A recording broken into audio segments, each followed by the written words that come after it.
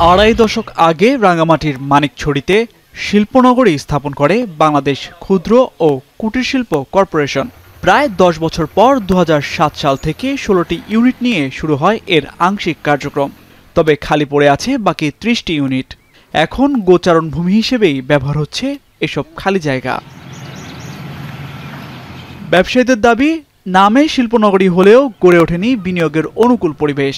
অবকাঠামো ও প্রশাসনিক সংকটের কারণে স্থাপনার নির্মাণে আগ্রহ দেখাচ্ছেন না বিনিয়োগকারীরা। এখানে আমরা যারা শ্রমিক কর্মচারী আছি, এদের খাওয়ার পানি নেই, বেশিকে কোনো পানি দিতেছে না। যখন বর্ষার সময় হয় তখন এখানে পানি উঠে যায়, যার কারণে আমরা গাড়ি ঘোড়া আনতে, তারপরে লেবারের সমস্যা হয়ে যায়, মালামাল উঠানো আমাদের জন্য এক সমস্যা হয়ে যায়। এই জায়গার মধ্যে যেন পানি না জমে, বৃষ্টি বাদল হইলে এই জায়গাটা যদি একটু উঁচা করা যায় তাহলে আমাদের সংকটগুলা নিরসন হবে। বরাদ্দ পাওয়া এইসব বাণিজ্যিক প্লট বছরের পর বছর ফেলে রাখা শিল্পায়ন ও সমৃদ্ধির পথে বাধা বলে মনে করেন ব্যবসায়ীরা। তাই দ্রুত ব্যবস্থা নেয়ার দাবি তাদের। স্থানীয় লোকেরা ফল পাইতেছে না, কিন্তু তারা বাইরের লোককে দিয়ে বসে রয়েছে। তাদেরকে বলতেছে না যে আপনি এই প্রতিষ্ঠান করতেছেন না কেন।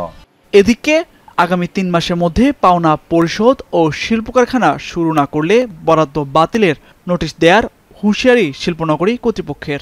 ভবিষ্যতে জমির দাম বাড়বে, নতুন কোনো মালিকের কাছে বেশি দামে বিক্রি করবে, এইরকম অবৈধ পন্থা অবলম্বন করার জন্য তারা এই কাজগুলা করছে। আমরা তাদেরকে চূড়ান্ত নোটিশ দিছি, আগামী ৩ মাসের মধ্যে তারা যদি সরকারি পাওনা পরিশোধ না করে এবং কারখানার কাজ শুরু না করে তাদেরকে আমরা একবারে বাতিল করে দিব।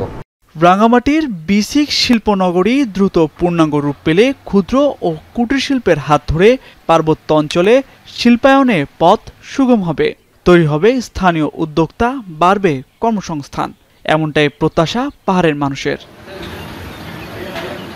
এখন রাঙ্গামাটি। ২৫০টিরও বেশি ডিজাইন অপশন নিয়ে ওয়ালটন স্মার্ট ফ্রিজ, বোঝে আপনার প্রয়োজন।